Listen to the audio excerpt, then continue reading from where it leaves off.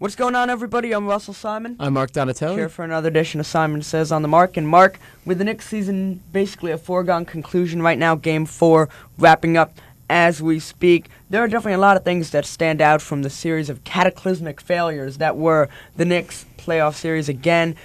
They, set the record 13 straight playoff losses in a row. It's been tough for a Knicks fan, of course, and looking back at this series, definitely one of the things that stands out to me, obviously, I went to Game 3, and one thing I saw that you probably might not have seen if you were on TV is before the game even started, first game at the Garden, the crowd was pumped. When everyone, the Heat and the Knicks were both in their little pregame huddles, one guy wasn't, and he was already on the court, and he was waiting for the game to start, and that was LeBron James. You could tell he was a guy on a mission before the game even started, and his play has just been incredible all series. Oh, right. His numbers have been really ridiculous. You look at Game 1, 32 points. In Game 2, got 19 points, 7 rebounds. Game 3, 32. And, obviously, I think he just wants to go out and prove everyone wrong. Yep. Obviously, since 2 summers ago, he's caught so much flack from the media. People criticizing him. For joining the Big Three, it's creating the Big Three, really. Right? And people saying obviously if he needs Chris Bosh and D Wade to win a championship, then he's obviously not the player everyone thought he was coming out of high school. But right, he's definitely on a mission. He's definitely he's got the title in his sights. Of course, going to probably win MVP again. And LeBron has said all along throughout this year, though, that last year he really didn't enjoy himself, and he plays basketball best when he's having fun. And when you win by 33, 8, and 17 points, you can have a lot of fun. And another thing, when you're talking about this Miami team, that they have a real luxury that not many other teams have, and that is that LeBron can play and he can get in foul trouble, and they can have another guy, obviously, of course, and Dwayne Wade, who can just step up and assume the responsibility. And we saw this in Game 3, really, when LeBron got in foul trouble in the third quarter, and Dwayne Wade was there to just keep the Heat level, keep it tied, and then LeBron just came in the fourth, even though he had those 4 fouls, and he was dominant, scoring 17 points right off the bat, scoring 9, killing the Knicks, and Miami just seems to have put everything into place, all the puzzle pieces falling into place, and everything about them just seems solid. They have a great bench. Of course, you've got Shane Battier coming in defensively. Miller can shoot the 3, and only really one team stands out to me, and that is the Oklahoma City Thunder. They really are, it seems to me, the only team that can stop them. Oh yeah, and obviously the two things that set the Heat and the Thunder apart is just their tremendous depth off the bench.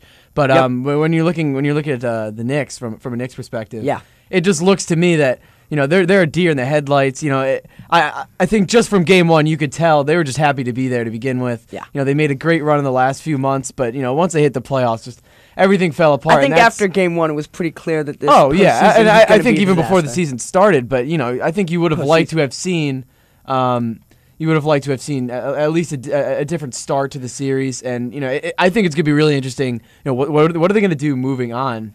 From this series. And before the playoffs even started, we had a couple reports coming out that the Knicks were going to reach out to Phil Jackson, and when I heard that, I was a little weary. I thought the Knicks had really performed very well under interim head coach Mike Woodson. But if you look at what the Knicks have done here in the playoffs, and not just that they lost to what is probably the best team in the league right now, even though they're the 2 seed in the East. But think about how the Knicks lost. You had Amari Stoudemire punching a fire extinguisher or glass case, which was just the dumbest thing ever, and Iman Shumpert blowing out his knee. And some of these things are things you can't control, but some of these things are. And it's been really disheartening to see the Knicks kind of lose their composure. And after Game 1, obviously you didn't expect them to win, but when you consider just how bad they have lost this series and all the questions coming out again about, can Amari and Melo coexist and what are they going to do?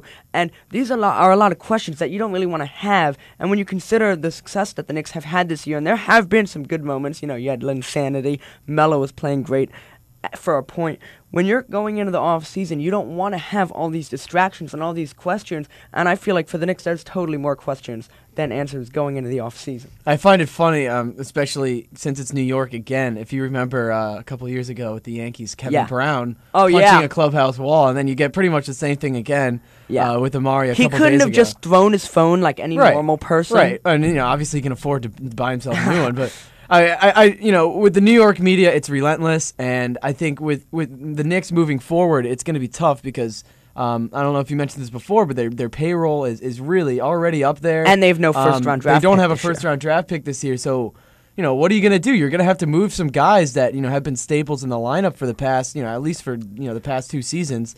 It'll be interesting. What are you going to do when Jeremy Lin comes back? Are you going to find a different point guard? That's the question. And the Knicks.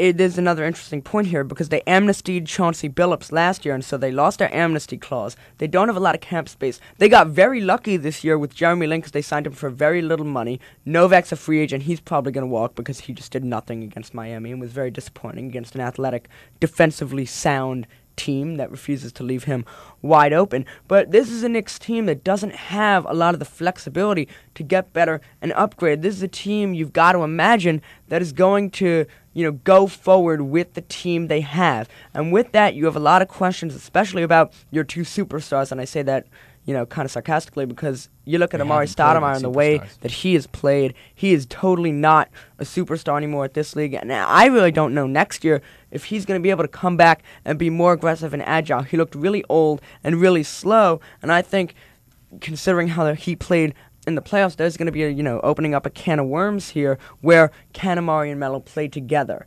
And that's just one in a series of questions that are going to have to get answered over the course of the offseason and going into next season. What are you going to do with Lin? Who's going to be the point guard? Is Baron Davis going to come back? Can Amari and Melo play together offensively? Can they run the pick and roll? Who's going to be the coach? Base questions for the New York Knicks that are going to have to be answered at some point soon. And unfortunately, they couldn't really get any answers this year. They had a lot of different stretches where they were good, then they were bad. You don't really know what the identity of the Knicks is right now, and I don't know what they're going to do going forward. Tough decisions have to be made, but I am confident in Glenn Grunwald, the Knicks' new GM, that he is going to be able to put it together, and you've got to hope that he does. Right, there's definitely going to be a big evaluation process, injuries, certain positions that need to be filled. And that's all the time we have for today. Keep you posted, of course, on all the NBA playoff action. I'm Russell Simon. I'm Mark Donatelli. Guys, back to you.